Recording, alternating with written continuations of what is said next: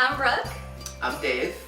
And this is Luca, our rescued pit bull dog who is 100% deaf and 100% fabulous. Luca was rescued about 5 years ago.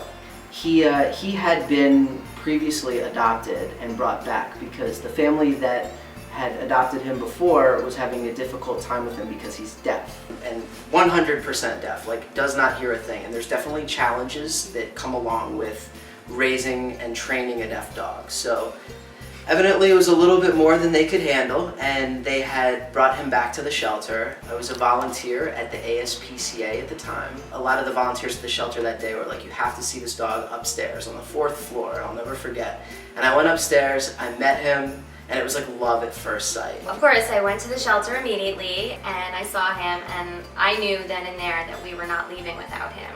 He adopted us that day.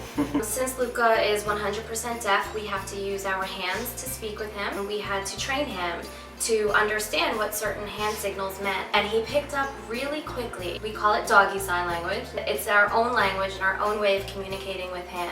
After rescuing Luca, we became painfully aware of about how many pit bulls were in shelters not getting adopted, and in the city shelters in particular, that were actually being put down because homes weren't being found for them. People just don't know that they exist. They just don't know how many wonderful dogs just like Luca are filling the shelters and waiting for homes. What we found is that there's a big public misperception surrounding pit bull dogs, and they're very largely misunderstood and as such discriminated against. So we were inspired after rescuing Luca to get in the shelters, to advocate for pit bull dogs, to educate people of all ages that these are wonderful dogs that are every bit as worthy of as any other type of dog to wind up in safe and loving homes.